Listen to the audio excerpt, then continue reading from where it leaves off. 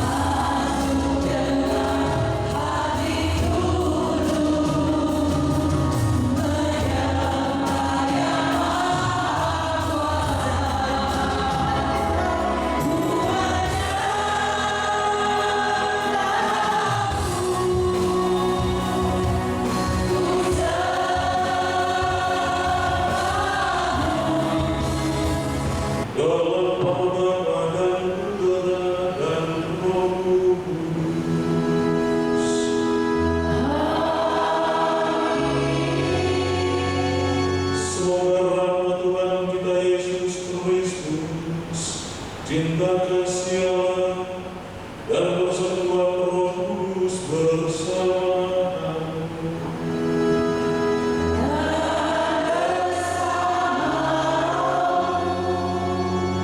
Saudara-saudara yang terkasih dalam Kristus, selamat malam semua. Bulan Juni adalah bulan Pentekosta, dan kita diharapkan untuk semakin mendekatkan diri kepada Tuhan Yesus, menimba kekayaan rohani yang dimilikinya, dan juga memohon semoga semua karunia berkat yang memungkinkan kita untuk berjalan dengan keyakinan pasti sebagai umatnya, kita terima dengan penuh syukur dalam kehidupan. Tuhan kasihanilah kami. Kristus kasihanilah kami. Kristus kasihanilah kami. Tuhan kasihanilah kami. Tuhan kasihanilah kami.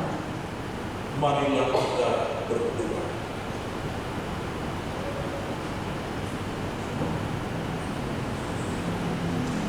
Ya Allah yang mengasihi kami, Engkau memberikan dalam diri kami seorang penolong yang senantiasa menghibur, mengajar kami untuk bersaksi. Terima kasih atas penyertaan-Mu dalam perjalanan hidup kami.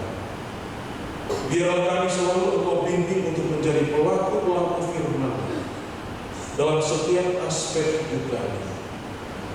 Dengan pengantaran Tuhan kami Yesus Kristus Putra, yang hidup dan berkuasa bersama Engkau dalam persatuan Roh Kudus, Allah sepanjang segala masa. Amin. Bacaan dari Kisah Para Rasul. Kata Paulus, baptisan Yohanes adalah baptisan tobat. Dan Yohanes sendiri berkata kepada orang banyak bahwa mereka harus percaya kepada Dia yang datang kemudian daripadanya, yaitu Yesus. Ketika mendengar hal itu, mereka memberi diri dibaptis dalam nama Tuhan Yesus.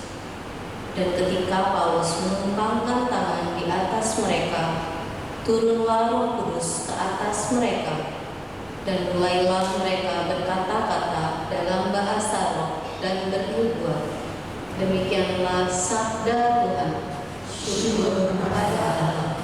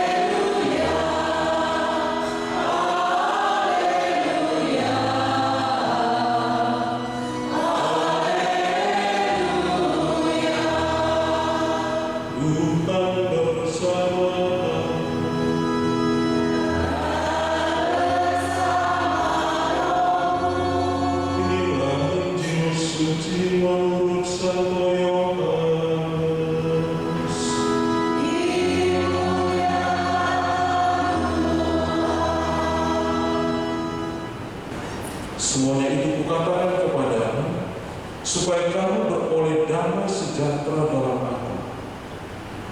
Dalam dunia kamu menderita penganiayaan, tetapi kuatkanlah hatimu, aku telah mengalahkan dunia. Demikianlah Injil Tuhan.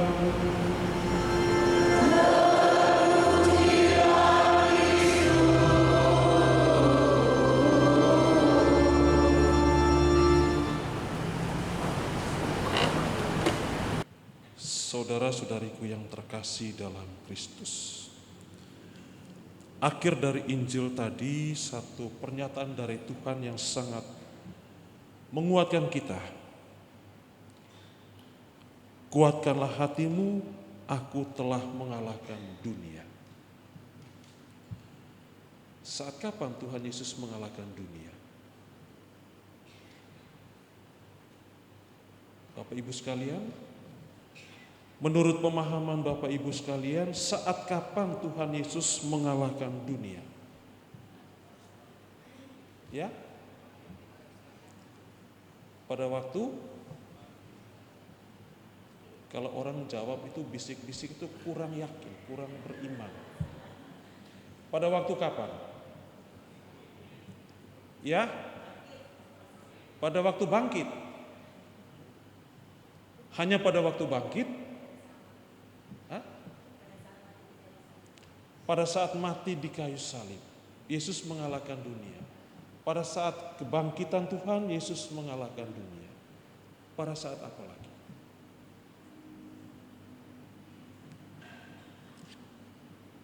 Kalau tidak tahu jawab, kita katekese ulang. Ya.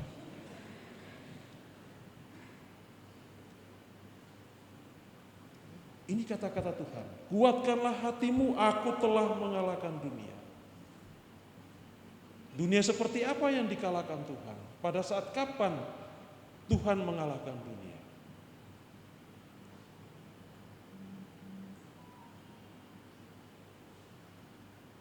Kalau kita sungguh-sungguh jujur di hadapan Allah, saat ini kita berada dalam bayang-bayang kekuasaan dunia atau tidak?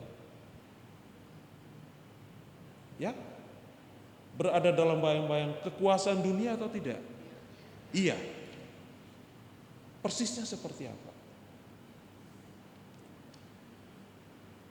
Kalau kita merasa bahwa kita sekarang berada dalam bayang-bayang kekuasaan dunia, kira-kira seperti apa situasinya yang kita alami? Sehingga kita merasa kok saya jauh dari Tuhan, tetapi lebih dekat kepada dunia.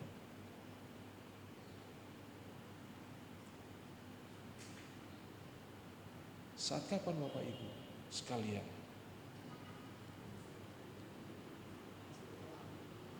Pada waktu malas berdoa, kelihatan ini malas berdoa. Pada waktu kapan lagi? Ya, marah-marah. Wajah-wajahnya wajah-wajah marah-marah ya. Ketika marah-marah itu kelihatan bahwa kita berada dalam bayang-bayang kekuasaan duniawi. Pada waktu malas berdoa. Pada waktu kapan lagi? Kalau saat ini berada dalam gereja, merasa dikuasai dunia atau tidak? Ya?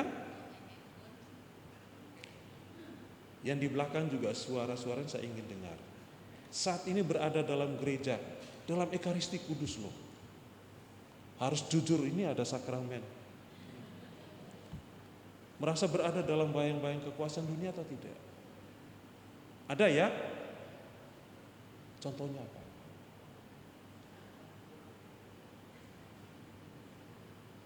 Sekarang saya tanya lanjut. Secara fisik kita ada di sini. Ya, secara fisik ya, ada banyak, hampir semua bangku penuh. Tapi secara kesadaran, secara utuh kita ada di sini atau tidak? Hah?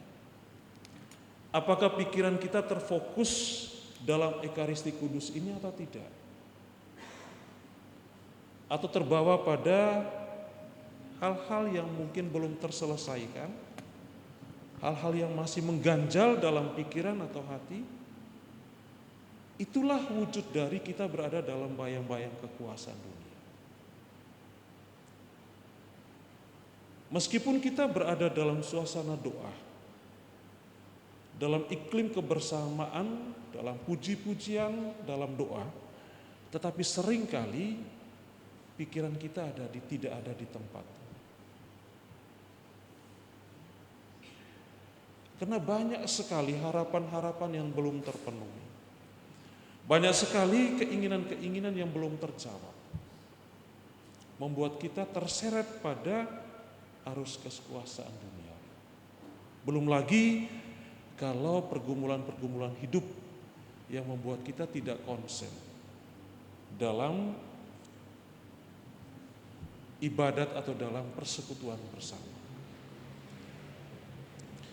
Tetapi meskipun kita berada dalam situasi seperti itu, Tuhan meneguhkan kita bahwa tidak perlu takut. Kenapa? Karena kekuasaan dunia, kekuasaan Tuhan jauh melampaui kekuasaan dunia. Meskipun kita setiap hari, setiap detik, setiap menit, kita cenderung untuk mengikuti apa kemauan dunia, tetapi kuat kuasa Tuhan juga selalu untuk membayangi hidup kita. Memberikan stimulus, memberikan support untuk kita supaya secara perlahan-lahan kita meninggalkan kekuasaan dunia itu dan kembali kepadanya. Itulah kerja dari Roh Kudus, kerja dari Roh Allah. Bukan untuk mengimbangi kekuasaan dunia, tetapi supaya menghalau kekuasaan dunia itu dari kehidupan kita. Maka kunci utama dari kehidupan kita adalah membuka hati pikiran kita kepada kerja Roh Allah, kerja Roh Kudus. Buka lebar-lebar hati dan pikiran kita, seluruh keberadaan diri kita, supaya Roh Allah bekerja, menerangi dan juga memberi pencerahan kepada budi kita dan juga hati kita. Supaya setiap kali ketika kita mau memutuskan sebuah pertimbangan dalam kehidupan ini, hanya Roh Allah lah yang akan menuntun kita. Maka saudara-saudariku yang terkasih, meskipun kita berada dalam kegalauan, kekhawatiran, berbagai macam pergumulan duniawi, satu hal yang Tuhan pesan adalah kuatkanlah hatimu. Kuatkanlah budimu, kuatkanlah dirimu, Tuhan selalu menyertai kita. Itu yang terpenting dalam kehidupan kita. Saya sharing sedikit ya tentang perjalanan rohani saya. Bukan pamer ya.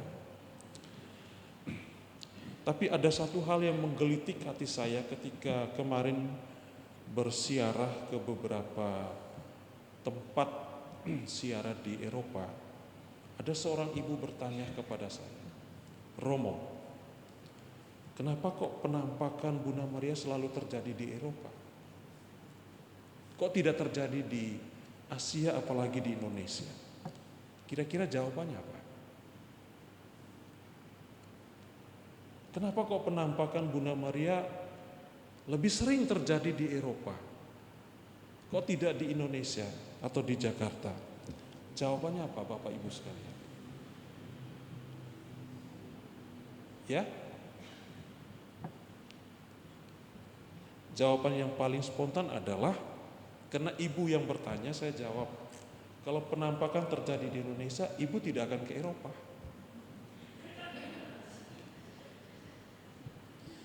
Kalau penampakan terjadi di Jakarta, ibu nggak akan keluar dari Jakarta. Lalu ibu, oh iya benar juga ya. Tetapi bukan itu jawaban yang pasti. Serasa penampakan Bunda Maria atau penampakan dari orang kudus manapun bukan terjadi karena kemauan kita manusia. Tetapi itu adalah kehendak dari Allah. bagaimana Allah mau menyapa kita umat manusia dengan caranya sendiri, dengan rencananya sendiri. Mestinya kita juga punya kesempatan mendapatkan penglihatan, penampakan dari Tuhan secara pribadi. Sapaan dari Bunda Maria secara pribadi. Hanya saja, apakah kita punya kepekaan rohani untuk menangkap setiap sinyal sapaan Tuhan dalam kehidupan kita? Itu yang penting.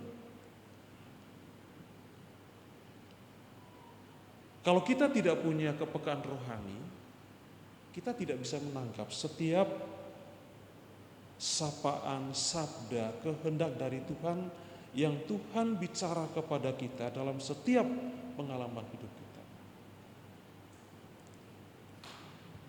Jadi Bapak Ibu sekalian, kita berada dalam situasi novena Roh Kudus. Maka sekali lagi kita mohon supaya Roh Allah menerangi hati dan budi kita, supaya hati dan budi kita itu terasah, sehingga semakin hari kita semakin peka terhadap sabda Tuhan, terhadap sapaan Allah bagi kita. Sapaan Allah itu bisa terwujud dalam sapaan orang lain pada kita, ketika orang lain memberikan support, memberikan wejangan, memberikan kekuatan, dorongan bagi kita. Itu juga adalah sapaan Tuhan. Bahkan ketika kita berada dalam situasi sulit, kita bisa menimbah sesuatu di balik pergumulan hidup kita, di balik penderitaan hidup kita. Satu PR bagi kita adalah bagaimana kita memandang semua pergumulan, semua penderitaan itu adalah sebuah kebahagiaan. Itulah titik paling tinggi ketika Tuhan Yesus berada di kayu salib untuk menyelamatkan kita. Tuhan melihat bahwa penderitaan itu adalah sebuah kebahagiaan. Secara fisik ia menderita, tetapi secara batin dan rohani ia gembira bersukacita bahwa semua manusia terbebaskan dari kuasa dunia. Perjalanan kita adalah menuju sampai pada titik seperti itu, melihat penderitaan sebagai suatu kebahagiaan. Berat kan itu? Berat memang. Dan itulah panggilan kita sebagai seorang pengikut Kristus. Menjadi seorang pengikut Kristus itu tidak santai-santai. Tidak setengah-setengah, enggak. Tetapi harus punya kemampuan, punya nalar spiritual yang membuat kita selalu merefleksikan hidup kita, merenungkan hidup kita, supaya kita sampai pada melihat penderitaan sebagai suatu kebahagiaan. Ketika kita sampai pada titik seperti itu, saya yakin kita tidak akan banyak mengeluh, tetapi selalu percaya, selalu menikmati hidup ini dengan penuh syukur. Percaya bahwa Tuhan itu selalu hadir dan mendampingi kita dalam perjalanan hidup kita. Jadi tidak perlu harus sampai cari tempat-tempat yang spesial.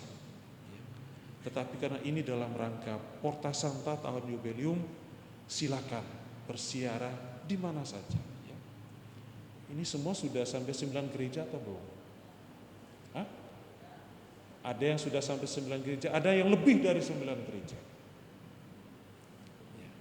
Satu OMK BHK saya tanya, kamu sudah berapa gereja kamu siaran? Sudah 9 kali 9 kali 9, berarti lebih dari 9. Wah, itu rahmatnya besar itu. Nah, saudara-saudariku yang terkasih dalam Kristus, sekali lagi kata-kata Tuhan, kuatkanlah hatimu, aku telah mengalahkan dunia, menjadi sebuah pegangan hidup kita, menjadi sebuah kekuatan bagi kita, supaya kita jangan pernah menyerah dalam bersiarah di dunia ini. Selalu berpengharapan, karena harap itu adalah satu dari tiga tiang hidup kekristenan, yaitu iman, harap, dan kasih. Tiga tiang penyangga ini akan membuat kita semakin percaya kepada Tuhan, dan selalu berharap dengan penuh optimis untuk masa depan perjalanan hidup kita. Semoga Tuhan memberkati kita semua. Amin. Bapa yang kekal dan kuasa, penyertaan-Mu sempurna dalam diri kami. Sepenuh hati kami berserah di dalam kuasa. Engkau senantiasa mendengarkan segala seruan kami. Untuk itu saat ini kami bawa seluruh doa dan kerinduan kami kepada-Mu. Bagi kami semua yang hadir di sini, semoga kami semua makin mengenal kasih Tuhan melalui Roh Kudus yang diberikan untuk kami, sehingga kami semakin semangat mewartakan kasih Tuhan kepada semua orang. Kami mohon, Kabulkanlah doa kami ya Tuhan. Allah Bapa yang Maha Baik, kami juga mendoakan wujud-wujud doa yang telah ditulis oleh umat Allah yang ada dalam kotak wujud doa ini. Marilah kita mohon. Kabulkanlah doa kami ya Tuhan. Allah Bapa yang penuh kasih, kami persembahkan seluruh seruan doa kami kepada-Mu.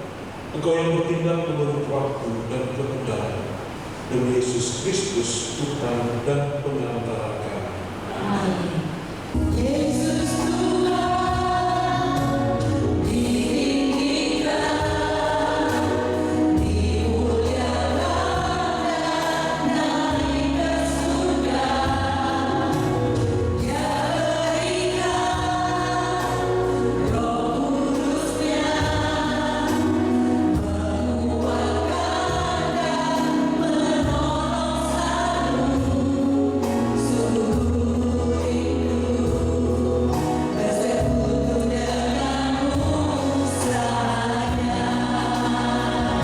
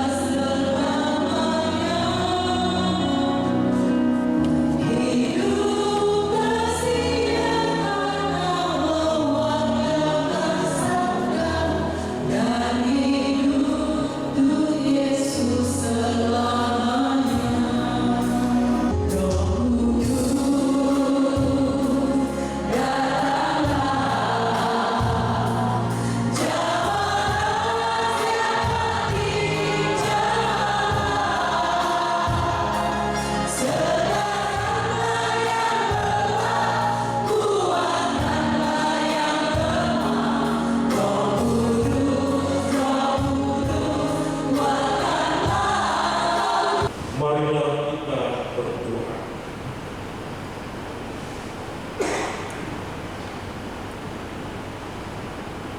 Allah Bapa yang Maha Rahim, kami bersyukur atas santapan sabda dan tubuh Kristus yang telah kami terima pada kesempatan ini. Engkau telah menguatkan iman kami, meneguhkan harapan kami, dan menyalakan kasih di dalam hati kami. Semoga berkat rahmat-Mu kami mampu mewujudkan kasih itu dalam hidup sehari-hari, menjadi pembawa damai, penggerak kebaikan, dan saksi kasih Kristus di tengah dunia. Tuntunlah langkah kami dalam terang Roh Kudus, agar setiap perbuatan kami memuliakan nama-Mu dan membawa sukacita bagi sesama. Demi Kristus Tuhan dan pengantara kami. Amin. Mari kita mohon berkat untuk kita semua.